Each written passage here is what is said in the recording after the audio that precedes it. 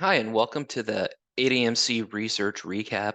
This is a series that I'm trying to pull together to give people a brief analysis of some of the webinars and information that's out there that might not be widely available to others. I'm hoping that we can get more contractors, farmers, landowners, and agronomists to see some of this excellent research that's being put out there regarding conservation drainage practices. So I'm really trying to boil down, these 45-minute lectures, webinars that I'm able to catch into about a 5 to 10 minute YouTube video recap in hopes that more people get eyes on these webinars. So the one I'm discussing today was put on by Dr. Jeff Strock as part of the Iowa Learning Farms webinar series. Iowa Learning Farms has a great webinar series. Highly recommend people check that out. Get on the weekly schedule to see what they have, look at their archive on it. But this webinar talked about water stress impacts on crops, looking at excessive and amounts of precip and deficit precips, and looking at drainage water recycling and how that drainage water recycling system really can impact your crop production. This original broadcast was on September 6th of 2023.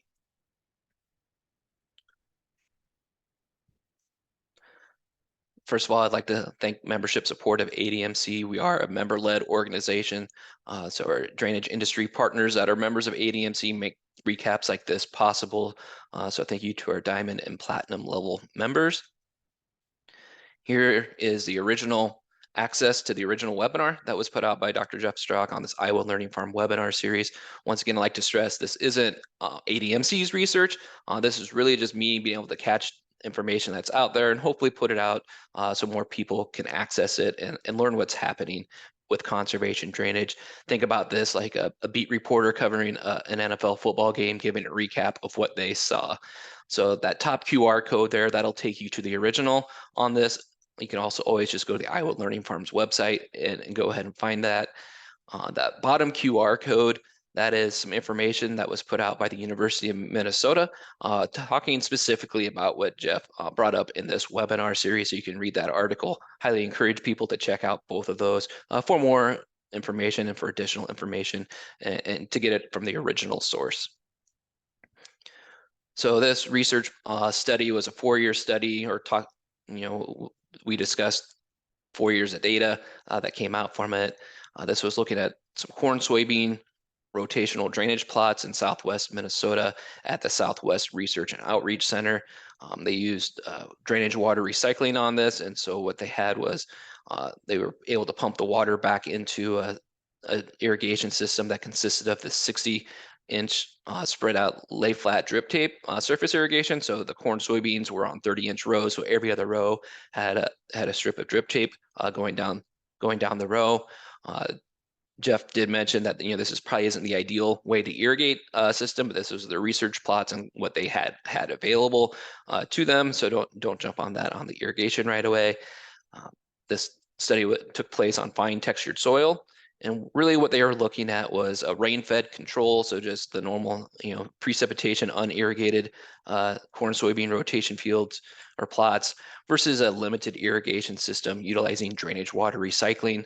By limited irrigation, I mean they use 50% of the full evapotranspiration demand or try to meet that 50% full ET demand anyways. And they did that by collecting quite a bit of data out there, how the crop was growing and the moisture available in the soil profiles. A little bit about drainage water recycling. If you're not familiar with this practice, this is a newer practice. It's exactly what it sounds like. So you have a drainage system in place. That drainage system outlets into either a reservoir, a pond, or maybe even a drainage ditch, in which you're able to pump back out of that system. And you can do it through sub-irrigation. You can do it through center pivot irrigation, or in this case, it was the drip tape irrigation systems. For more in-depth on drainage water recycling, check out transformingdrainage.org's website that has the best information available on drainage water recycling systems. There's information presented in this webinar, and I didn't want to steal the data that Jeff had collected, so I used one of my own slides. But he showed a pretty clear trend of wetter springs and drier summers, and his was measured since the 1990s on this, and you can see that those wet springs, dry summers. Here's just some data that I've shared before, but looking at some precipitation in 2019 there on the left, you can see we're anywhere from 200 to 400% of the normal precipitation during this late spring period, early summer period. Flip that about 8 weeks later, about a month and a half later, during kind of crucial time for grain fill, and we're showing up on that drought monitor. So once again, wet spring followed by dry summer, when something, if we could hold that water back, we need that drainage in the spring to be able to get the crop in the ground. But once we're there, if we could start holding some of that water back to make it available later in the season, we would definitely show some benefits from that. Also, if you attend many of these water management discussions and talks, more and more often you'll see the crop insurance payouts on this. This is why people are thinking about water management systems all the time. So excessive moisture, precipitation, rain, or drought are the two biggest crop payouts on average. If you take a look at that, excess moisture and rain is different than flooding. I do like to point that out. And with the droughts, that's not year in and year out where we see those high payout numbers for crop insurance. But when there is a drought, especially a widespread drought, that's when you see those numbers get really big, really fast.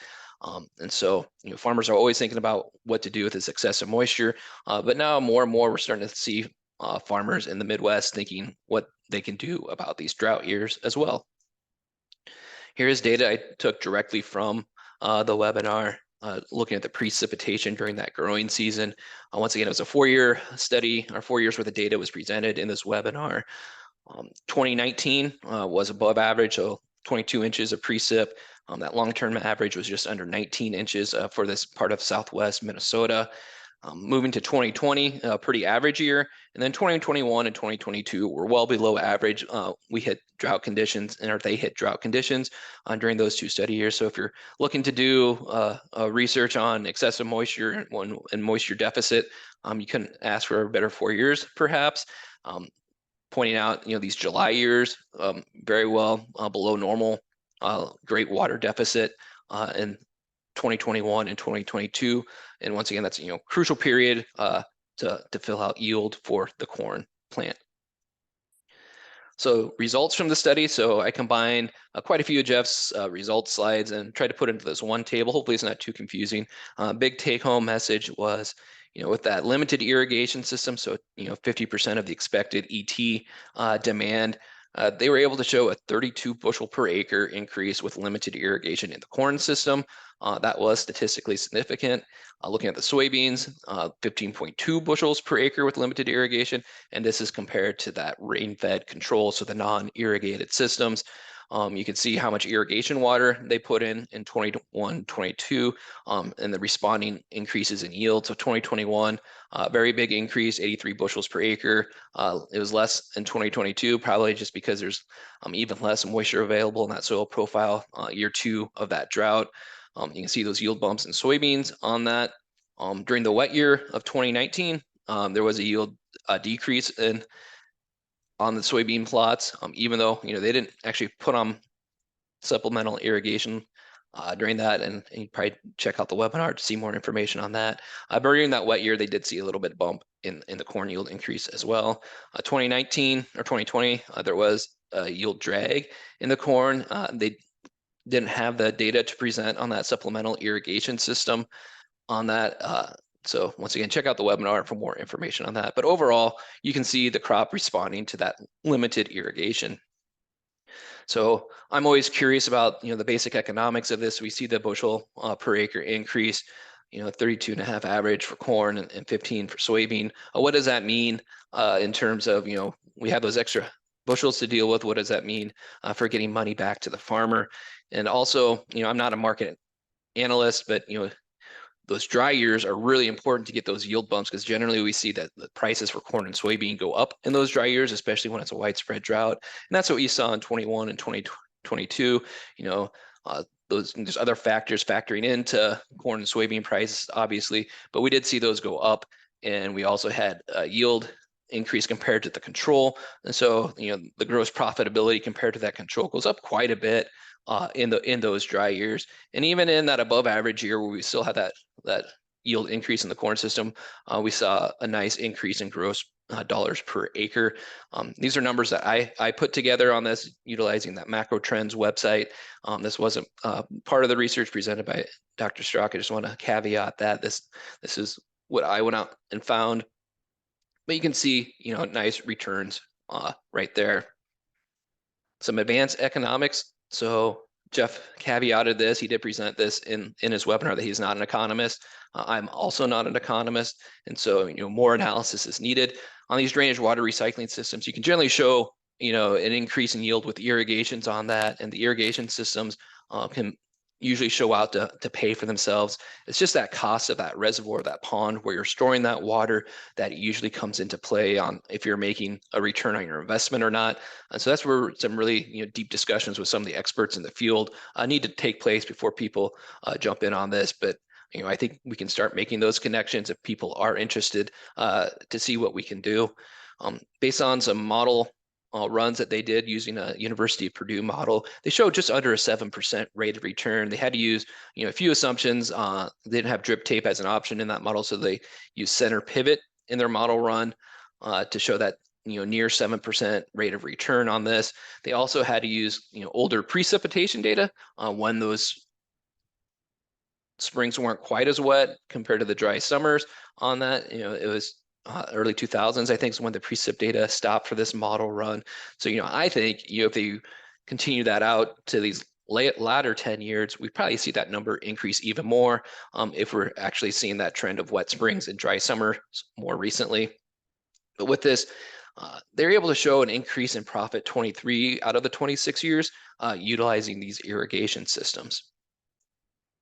So conclusions from this study, there were statistically significant increases in corn yields, and they also showed that increase in soybean yields. Those were not statistically significant, but because of just the variance of the study, if a few more years of this study, I'm sure those numbers will probably pan out, or I think they would. They still showed 15 bushels per acre increase in soybeans.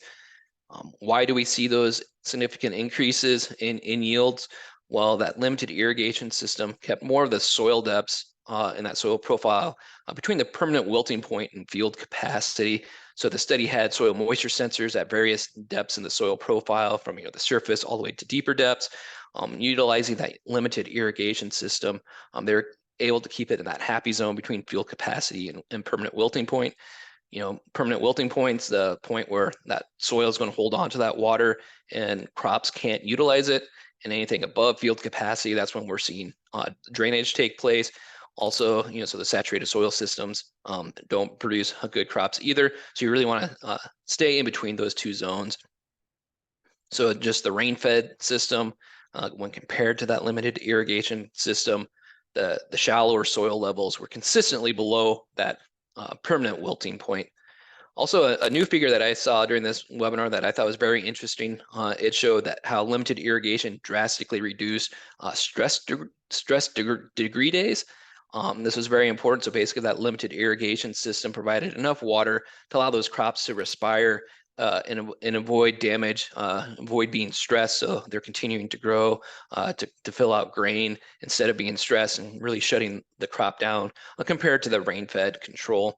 And then finally, soybean yield benefits from irrigation during the dry and average years were there, but not during the wet year, which is kind of intuitive with soybeans not liking to have those wet feet. So during dry and average years, we can see those yield benefits, but during the wetter years, maybe don't expect that. Additional resources, there's a lot of information coming out on this practice more and more every day.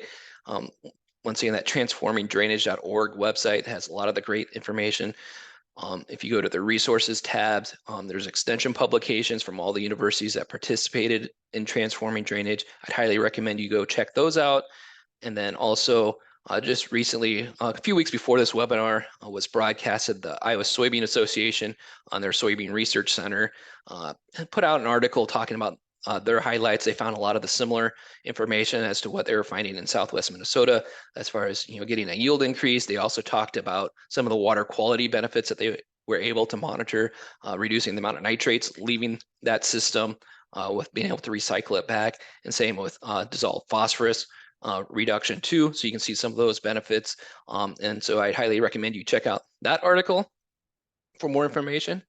Finally, please continue to interact with ADMC. If you have questions about this practice or need help making a connection to get more information from these local researchers, feel free to reach out to me directly via email. Follow us on Twitter or X at ADM Coalition. As always, you can become a member of ADMC. We do have affiliate level memberships now.